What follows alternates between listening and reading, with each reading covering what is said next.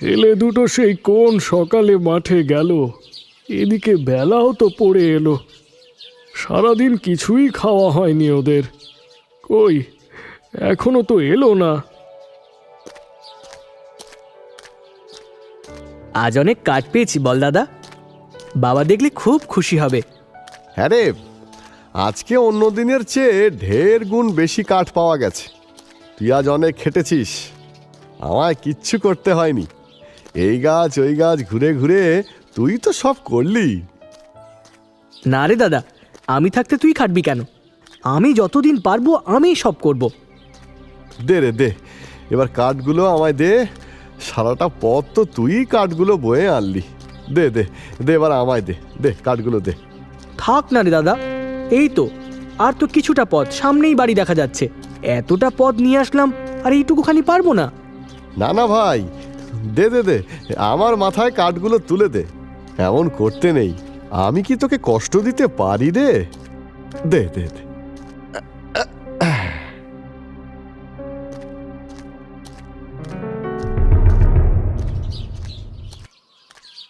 ওই তো ওই তো দুজনে এসে গেছে। কি চিন্তাটাই না হচ্ছিল। বাবা, জীবন আমার কত ভালো, ছোট ভাইকে না দিয়ে নিজেই বোঝা বইছে। বাবা, কাঠগুলো রেখে আসি ঘরের পেছনে। হ্যাঁ, যাও যাও বাবা, ঘরের পেছনে রেখে এসো।